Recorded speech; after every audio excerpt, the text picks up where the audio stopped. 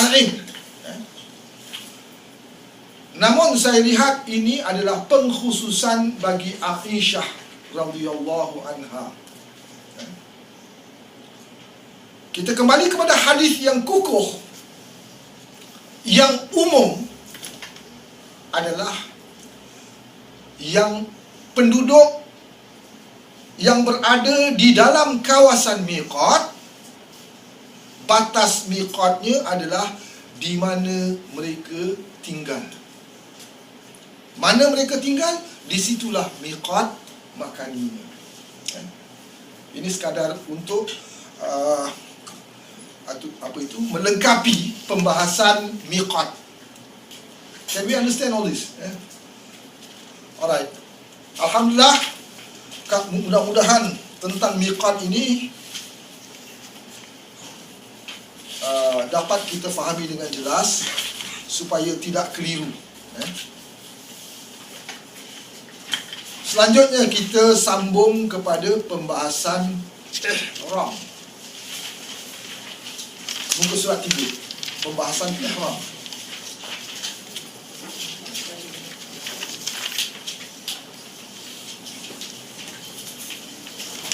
Ihram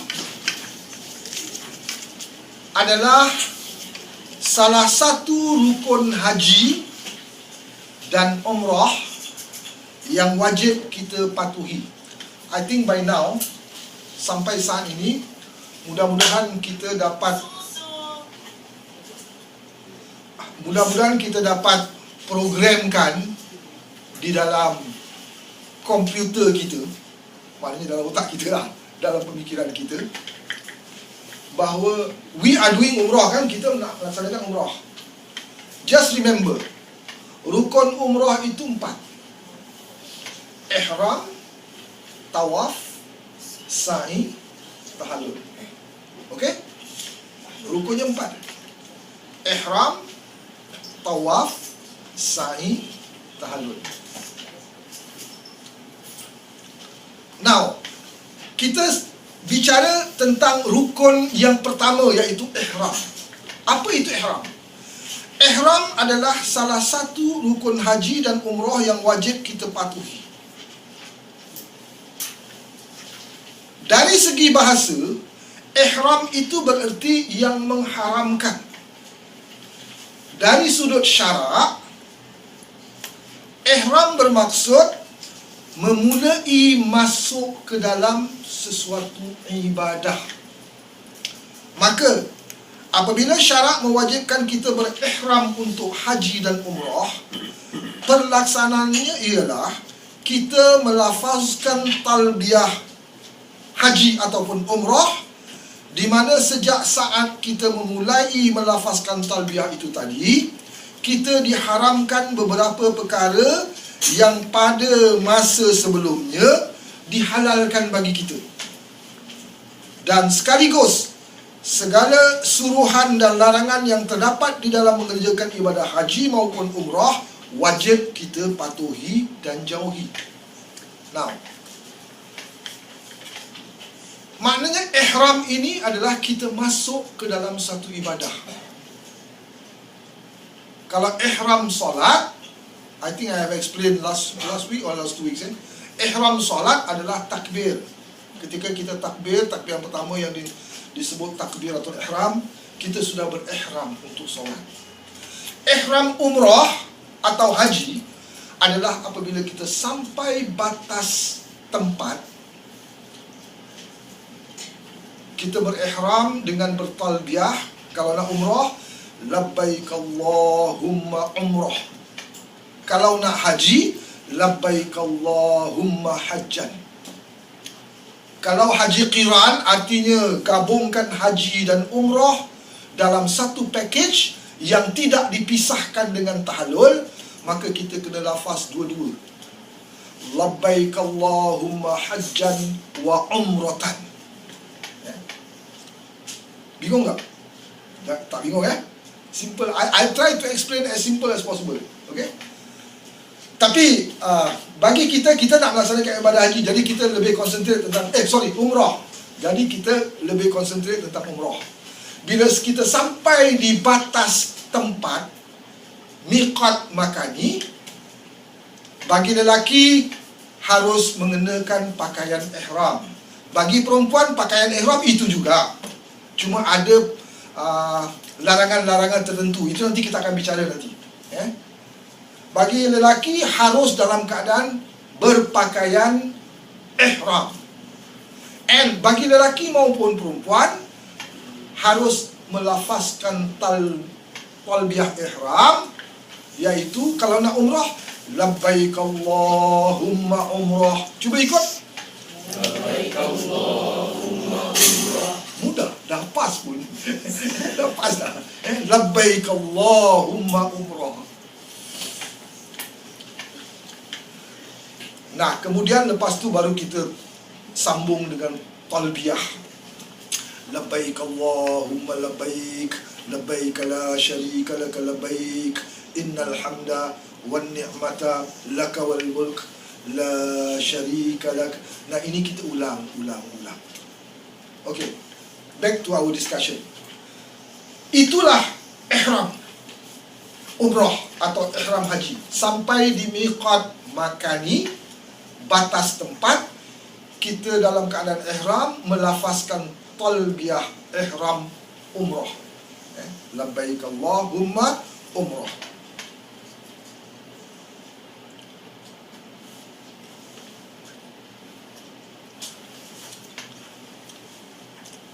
Now, apabila kita sudah masuk ke dalam ihram itu, kita diharamkan beberapa perkara yang pada masa sebelumnya dihalalkan bagi kita.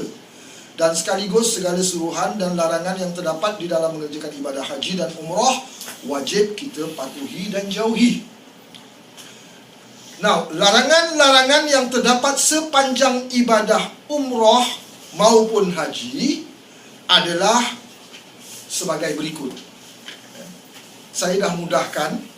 Saya sengaja tak muatkan teks Arabnya. Kalau yang mahu ataupun berkendakkan kepada dalil-dalilnya, saya sudah pun mencatatnya di mana kita boleh ketemukan dalil-dalilnya. Tentang larangan memakai baju atau seluar, artinya memakai pakaian yang berjahit. Hadis ini diriwayatkan oleh Al-Jamaah. Kalau dikatakan Al-Jamaah, itu 7 imam hadis terkemuka. 7 imam hadis terkemuka yang kita dapat ketemukan hadisnya di dalam kitab-kitab mereka. Siapa 7 itu? Imam Ahmad, Imam Bukhari, Imam Muslim, Imam Abu Daud, Imam Tirmizi, Imam An-Nasai, Imam Ibnu Majah. 7. Sambil-sambil kita belajar ilmu hadis sikit lah. 7. So you can see from all the kitab-kitab para imam tadi, semua ada termuat hadis yang melarang memakai baju, memakai seluar. Dalam arti kata, melarang memakai pakaian yang berjahit. Kemudian menutup kepala, artinya tidak boleh pakai songkok, hat, cap, whatever lah. Kemudian memakai alas kaki, kasut, whatever, yang menutup mata kaki. Tiga-tiga ini terdapat di dalam kitab-kitab para imam yang 7 tadi. Tiga-tiganya riwayat Al-Jamaah.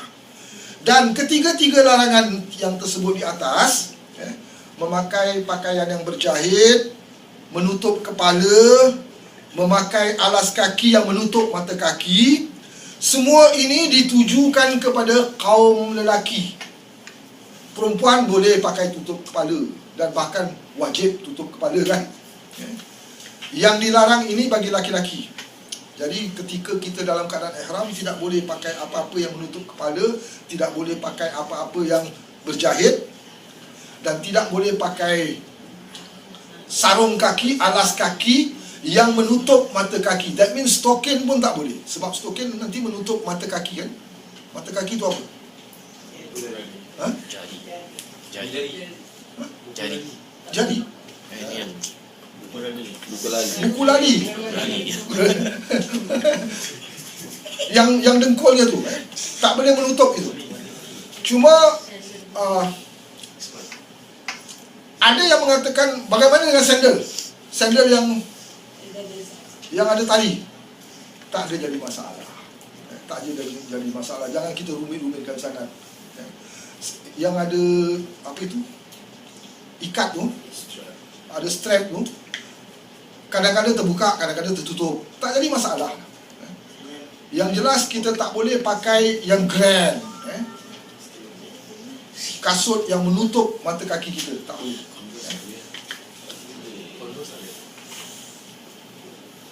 Saya katakan demikian sebab kalau kita mati-mati tak boleh pakai kasut yang bertali ikat belakang kita tu, tumit tu, maknanya kita harus pakai selipar Jepun, selipar yang tak ada ikat. Itu ada bahayanya nanti. Bahayanya bila kita ramai, orang terpijak aja tersandung. Boleh saja pakai yang berikat, tak jadi masalah. Now, kemudian larangan seterusnya adalah menutup muka. Hadis ini terdapat di dalam riwayat Imam Ahmad, Imam Bukhari, Imam An-Nasai dan Imam Tirmidzi. Remember menutup muka, tutup muka kita. Memakai sarung tangan, glove. Juga riwayat Imam Ahmad, Bukhari, An-Nasai, Imam Tirmidzi. Now, menutup muka dan glove, sarung tangan ini ditujukan kepada kaum wanita, ibu-ibu. Ibu-ibu dalam ihram tidak boleh menutup muka.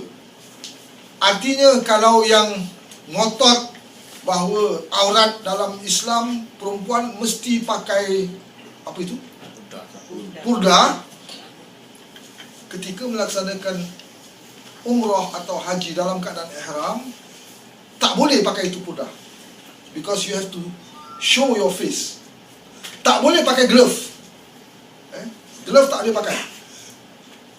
Dua pergelangan tangan harus kelihatan. Saya tak mengatakan telapak tangan, saya mengatakan pergelangan tangan. Pergelangan from the wrist, it can be seen. Kalau dikatakan telapak tangan, ada nanti orang fahamkan yang boleh nampak ini je, ini tak boleh. Jadi kita usaha nak kena tutup lah, pakai separuh Sebenarnya boleh. Yang dibolehkan adalah pergelangan tangan, bukan telapak tangan. Jadi dua ini menutup muka macam Zorro juga glove dilarang ketika dalam ihram.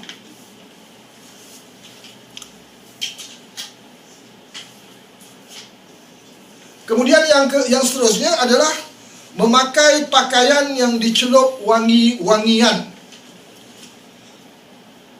Sama ada lelaki maupun perempuan.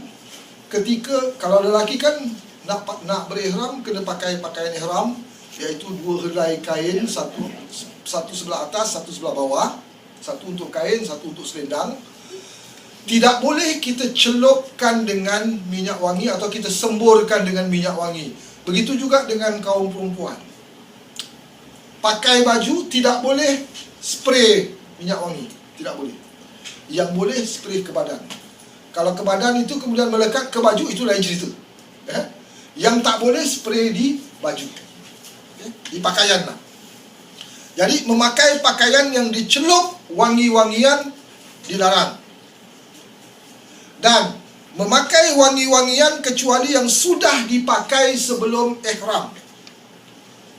Kalau sebelum ihram kita pakai wangi-wangian ke badan, bukan ke pakaian, ke badan, itu tak apa.